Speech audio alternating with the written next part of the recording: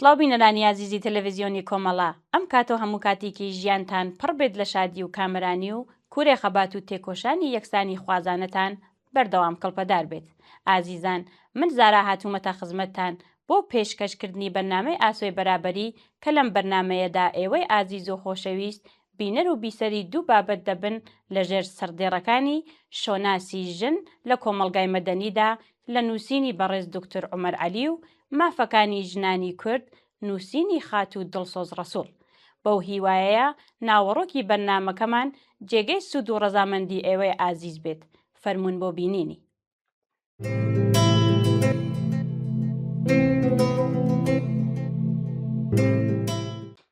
شۆناسی ژن لە کۆمەڵگەی مەدەنیدا، نووسینی دکتۆر عومەر عەلی ئەحمەد، مامۆستا لە زانکۆی سلێمانی. بە شێوەیەکی گشتی کۆمەڵگەی مەدەنی بۆ پاراستنی مافەکانی ژن کار دەکات. مافە کۆمەڵایەتیەکانی ژن کە بەشێکی جەوهەرین لە مافەکانی مرۆڤ لەم چوارچێوەیەدا و پاراستنیان کاری ڕێکخراوەکانی کۆمەڵگەی مەدەنیە. هەر بۆیە بەرگریکردن لە شۆناسی کۆمەڵایەتی ژن لەلایەن ڕێکخراوە ناحکومیەکانەوە بەهەند وەردەگیرێت. هەروەها دەتوانرێت چەمکی ناسنامەی کۆمەڵایەتی وەک پارادایم یان چوارچێوەیەکی تئۆری لێکۆڵینەوەی لەسەر بکرێت. هاوکات دەتوانرێت بوترێت پرسی شۆناسی کۆمەڵایەتی و کولتوری یەکێکە لەو تەوەرە گرنگانەی لە ناوەڕاستی سەدەی بیستەمدا هاتووەتە ناوکایەی هزریەوە، بە تایبەتی لە ویلایەتە یەکگرتووەکانی ئەمریکادا. ڕەگەزە کەلتوریەکانی بەهاو نەریت و چاوەڕوانی کۆمەڵایەتی کاریگەریان لەسەر شۆناسی ژن بەجێدەهێڵن. ئەمانەش کاریگەریان لەسەر ڕۆڵ و پێگەی ژن لە کۆمەلگادا هەیە. لەم سۆنگەیەوە کۆمەلگای مەدەنی دەیەوێت ناسنامەی کۆمەڵایەتی ژن دیاری بکات، تاوەکو ژنان وەکو کەمینە و چینی پەراوێزخراو تەماشا نەکرێن، بەڵکو پرسەکانی یەکسانی ڕەگەزی و ماف و دادپەروەری دەهێنێتە ئاراوە، بەرگری لێ دەکات. زیاد لەوەش کۆمەڵگەی مەدەنی لە ڕێگەی چالاکی و هەوڵی جۆرا و جۆرەوە ڕۆڵێکی گرنگی هەیە لە پێشخستنی یەکسانی جێندەری. هاوکات ئاستی ئابووری و سربەخۆیی دارایی ژنان کاریگەری لەسەر شۆناسی کۆمەڵایەتی و پێگەیان دەبێت و ئەمەش کاریگەر دەبێت لەسەر ئەو بڕیارانەی کە دەیدەن. چەمکی شۆناسی کۆمەڵایەتی بووەتە خەمی سەرەکی کۆمەلگاکان، چۆنکە لەسەر بنەمای نێوکۆ کولتوری و کۆمەڵایەتیەکان دامەزراوە. بەشی زۆری پرۆسەی بەدەستهێنانی شۆناس لە پێگەیاندنی کۆمەڵایەتیەوە وەردەگیرێت. لە ناو خێزانەکاندا و دایک ڕۆڵێکی گرنگ دەبینێت لەم پرۆسە بە کۆمەڵایەتی کردنە.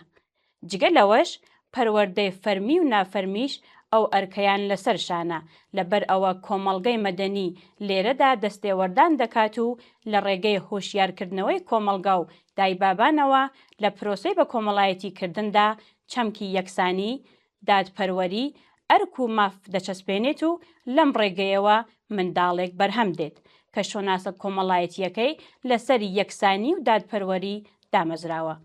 شۆناسی کۆمەڵایەتی ئاماژەیە بۆ ئەو ڕێگایانەی کە خەڵکی لەسەر بنەمای ئەندامبوونیان لە گروپە کۆمەڵایەتیەکان جێگیر بوون. بۆ نمونە وەک تیپی وەرزشی، نەتەوە، پیشە، ئاراستەی سێکسی و ڕەگەز.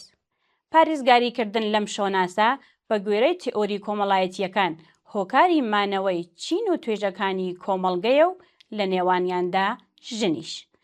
تئۆری شۆناسی کۆمەڵایەتی باس لەوە دەکات شۆناسە کۆمەڵایەتیەکان زۆرترین کاریگەریان هەیە کاتێک تاکەکان ئەندامیەتی لە گروپێکی دیاریکراودا بە سەنتەری خۆیان دەزانن و لەگەڵ گروپەکەدا هەست بە پەیوەندی سۆزداری بەهێز دەکەن، چونکە پەیوەندیکردن بە گروپێکەوە متمانە بەخۆبوون و شانازی دەبەخشێت کە یارمەتی دەرە بۆ بەردەوامبوونی ناسنامەی کۆمەڵایەتی.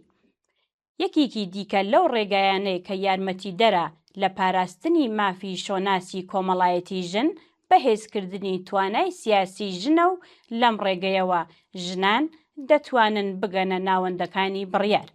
هەروەها کۆمەڵگەی مەدەنی ئەرکی جەخکردنەوەی لەسەر گرنگی بەشداری سیاسی لە ڕەهەندەکانی پێیویست بە پێگەی تایبەتی ژنان لە ئەستۆدایە و باوەڕی بەسەر لە نوێ دابەشکردنی ڕۆڵ لە نێوان ژن و پیاودا هەیە. بە شێوەیەک کە پاڵ بە پرسی ژنەوە بنێت بۆ ئەوەی ببێتە پرسێکی کۆمەڵایەتی گشتی. جێگەی بیرهێنانەوەیە بە بەشداری سیاسی ژنان بژاردە نییە، بەڵکو مەرجێکە بۆ گەیشتن بە گەشەپێدان و ڕوبەڕووبوونەوەی ستەمکاری. دوجار ڕێکخراوەکانی کۆمەڵگەی مەدەنی پشتگیری لە ژنان دەکەن، فشاری سیاسی دروست دەکەن، کار دەکەن بۆ هەموارکردنەوەی یاساکان و پاڵپشتیکردنی مافەکانیان. بەڵام هێشتا هەوڵێکی زۆر ماوە بۆ کۆمەڵگەی مەدەنی تاکو بتوانێت سەر لە نوێ چەمکی مینەیی داڕشتنی شۆناسی ژن، ڕۆڵ، پێگە و نوێنەرایەتی هەردوو ڕەگەزەکە بنیاد بنێتەوە.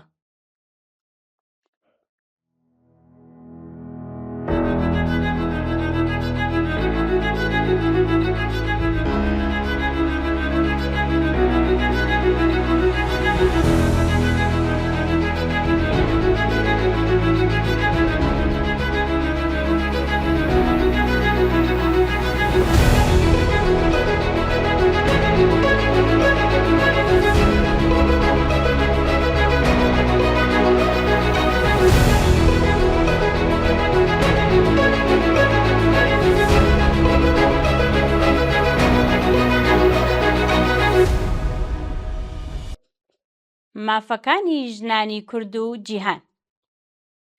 نووسین دڵسۆز ڕەسوول. ئەو قۆناغەی ژنانی جیهان لە کۆمەڵگە پێشکەوتووەکاندا پێگەیشتوون لە بواری سیاسی و بەدەستهێنانی پێگا لە ناوەندەکانی بڕیاردا بەرهەمی خەباتی بێپسانەوەیانە. لە سەردەمانێکدا ژنان بەگشتی لە هەموو کۆمەڵگاکاندا وەک مرۆڤی پلەنزم تەماشا دەکران. لە مێژوودا سەردەمی بەکوێلەکردن بۆ ژنان زیاتر درێژەی کێشاوە و وەک کەلوپەل مامەڵەیان پێوەکراوە. بزوتنەوەکانی ژنان لە جیهاندا نزیکەی 200 ساڵ تەمەنیەتی، کە سەرەتا بە داواکاری سادە دەستی پێکردووە وەک مافی دابینکردنی کار و موچەی هاوتا. ئیتر بە پێی قۆناغ داخوازیەکانی ژنان گەشەی کردووە هەتا بە داوای مافی سیاسیەکان گەیشتووە و دوجاریش سەردەمی خواستی یەکسانی لە ماف و ئەرکدا هاتووەتە کایەوە.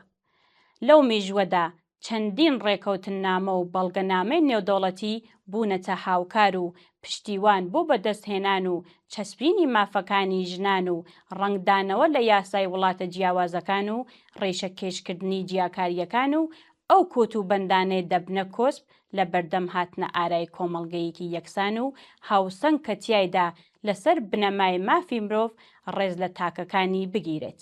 لەو بەڵگەنامانە دەکرێت ئاماژە بە جارنامەی جیهانی مافەکانی مرۆڤی ساڵی 1948 و هەردوو ڕێکەوتنامەی مافە مەدەنی و سیاسیەکان و مافە ئابووری و کۆمەڵایەتیەکانی ساڵی 1966 نەتەوە یەکگرتووەکان بکەیت، کە ئەم دوانە بوونە بناغەیەکی بەهێز بۆ هاتنە ئارای پەیماننامەی تایبەتی بە مافەکانی ژنان و بەگشتدا چوونەوەی جیاکاری و چەوساننەوە کە هەرە گرنگترینیان ڕێکەوتنامەی سیداوی ساڵی 1970 زاینی تایبەت بە بەرەنگاربوونەوەی توندوتیژی و جیاکاری دژی ژنانە. ئەم بەڵگەنامە نێودەوڵەتیانە هانی وڵاتانیان داوە بۆ داڕشتنی دەستور و یاساکانیان لەسەر بنەمای ڕێزگرتن و دابینکردنی مافەکانی ژنان. بۆیە لەو وڵاتانەی ڕێز لە یاسا و دەستور دەگیرێت و بە شێوازی دیموکراسی دادەڕێژرێن. دۆخی ژنان بەرەو باشبوون ڕۆیشتووە و دەرفەتێکی باشیان بۆ ڕەخساوە بۆ ئەوەی بتوانن پەرە بە مافەکانیان بدەن. لە هێندێ وڵاتیش سەرەڕای پابەندی یاساییان بە بەڵگەنامە نێودەوڵەتیەکانەوە کە چی نەیانتوانیوە ئەو بوارە بڕەخسێنن، بەڵام زۆر جار ئەم بابەتە وەک شتێکی لاوەکی و ناگرنگ تەماشا کراوە. لەوانە لە عێراق، ئێران و بەشێکی زۆری وڵاتانی جیهانی سێم کە ژنان کەمتر دەرفەتی خۆسەلماندنیان هەبووە. لە هەرێمی کوردستان هەر لە سەرەتای دامەزرانیەوە ڕوانگەیەک بۆ پاڵپشتی ژنان هەبووە، بەڵام دوای ساڵی 2003 و نووسینەوەی دەستوری عێراق پشتیوانیە یاساییەکان بۆ مافەکانی ژنان باشتر فراهەم بوو، کەچی لە ڕووە کۆمەڵایەتیەکەوە دۆخەکە پێویستی بەوە هەبوو کاری لەسەر بکرێت و زەمینەی دەرچواندنی یاسای مەدەنی و پارێزەری لە مافەکانی ژنان بڕەخسێنێت. بۆیە ئێستا پێویستە کار لەسەر زەمینە کەلتوریەکە بکرێت و هەوڵی چاکسازی لە دیدگای کۆمەڵگادا بدرێت سەبارەت بە تێڕوانین بۆ مافی ژنان. لێرەوە ڕۆڵی حیزبەکان و ڕێکخراوەکانی کۆمەڵگەی مەدەنی زۆر کاریگەرە لە بەگژدا چوونەوەی ئەو بیر و باوەڕانەی کە دژی مافەکانی ژنان و پێدانی پێگەوڕۆڵن پێیان. پێویستە پلانی درێژخایەنیان هەبێت و بە شێوەی پراکتیکی کار لەسەر توێژەکانی کۆمەڵگا بکەن بۆ ئەوەی ژنان سوود لە تواناکانیان ببینرێت و فەرامۆش نەکرێن. ماسیخانەم ناو دەریا چارشێویاندا بەسەریا دەمیان خوف و زەنجیر کرد مانتۆیان کردا بەریا هەر بە زۆر دایان پۆشان سەمایان خستە زیندان وزیان حرامن بۆیان قژ و خەیاڵ و بەران. بەڵێ بینەرانی خۆشەویست، سپاس کە بینەر و بیسەرمان بوون. تا بێگەیشتنەوەیکی دیکە ماڵاوە.